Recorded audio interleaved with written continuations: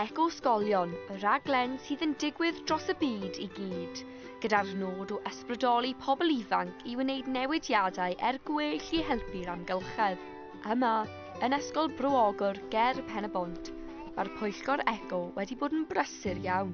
Ni'n trio algylchu pethau sydd mewn y biniau a weithiau mae pobl yn rhoi pethau yn y biniau yn cywir.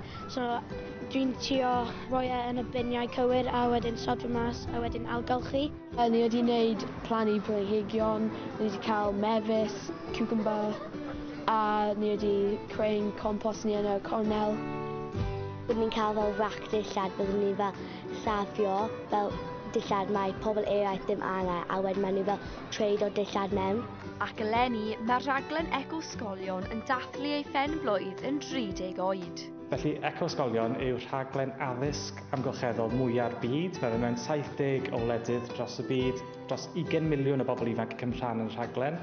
Ac yn ni'n lwcus iawn bod Cymru yn un o'r gwledydd yna sy'n rhan o'r rhaglen gyda dros 1,000 o ysgolion yma yn dathlu 30 mlynedd o eco-ysgolion yn 2024. Yn ôl y plant, mae bod yn rhan o'r raglen yn bwysig iawn. Mae yn fel da i'r planed, i fel safio egni. Roeddwn ni eisiau fel helpu'r byd a trio gwneud beth fi gallu. Pwysig iawn ac os yw'n hoffi fel helpu'r planed.